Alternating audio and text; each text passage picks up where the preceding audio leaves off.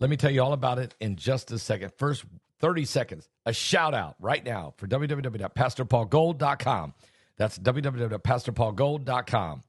Gold has gone literally mainstream. You're seeing it everywhere, and the prices keep climbing. More Americans are turning to gold to protect their wealth. How do you take advantage of this? This is why, this is where Noble Gold Investment comes in. From rolling over your old 401k into a gold IRA or helping you purchase physical gold coins or gold bars and deliver them to your home or storing them in a secured vault. Guys, it's very simple, it's safe, it's stress-free.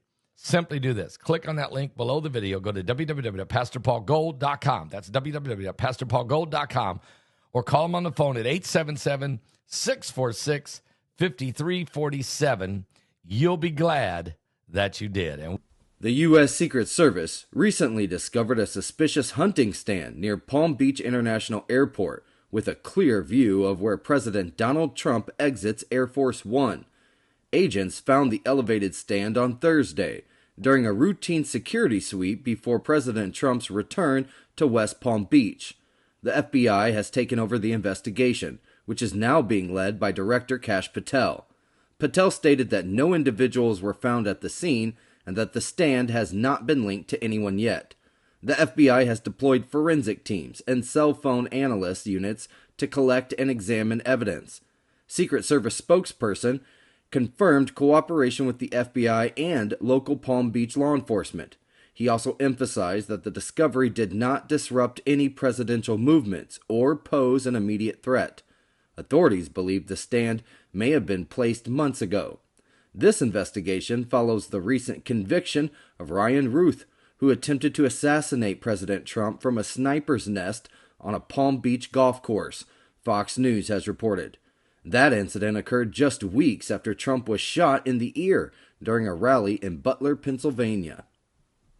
A driver plowed into a child's birthday party in Maryland on Saturday night, killing one woman and injuring multiple others.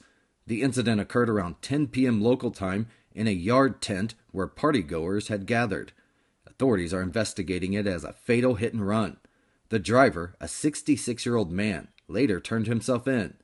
The deceased victim was identified as 31-year-old Ashley Hernandez Gutierrez from Washington, D.C. In total, 13 people were injured, including 8 children and 5 adults. 6 of the juvenile victims have been treated and released, while 1 remains hospitalized in stable condition. 3 adult victims were admitted and are all in stable condition. 1 is pending treatment and 1 has been released, Fox News has reported. The incident took place in Prince George's County, about 6 miles from Washington, D.C.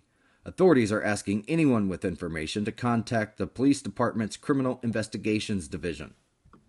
Israeli Prime Minister Benjamin Netanyahu said on Sunday that humanitarian aid into Gaza will only resume if Hamas halts what he called, quote, massive bombings and continues to turn over the remains of hostages, a stance the Prime Minister's office framed as a response to recent ceasefire violations. Earlier that day, Netanyahu ordered the suspension of aid convoys and the closure of all crossings after Hamas breaches of the truce, including an attack in Rafah that killed 2 IDF soldiers. He initially announced that pedestrian crossings through Rafah would also be blocked, as Israel launched a new wave of airstrikes, the most intense since the hostage for ceasefire deal and partial withdrawal.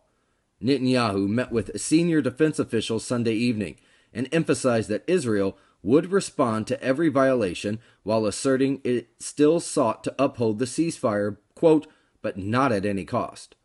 The PMO later clarified that aid deliveries would resume once the bombing stopped, and Hamas continued to release hostage remains at a, quote, reasonable pace, and Israeli officials said the shift in wording followed heavy U.S. pressure, the Jerusalem Post has reported. Hardline Israeli ministers reacted angrily. Some labeled Hamas, quote, a Nazi terrorist organization. The developments underline growing tensions over the fragile agreement and competing domestic pressures on Israel's government.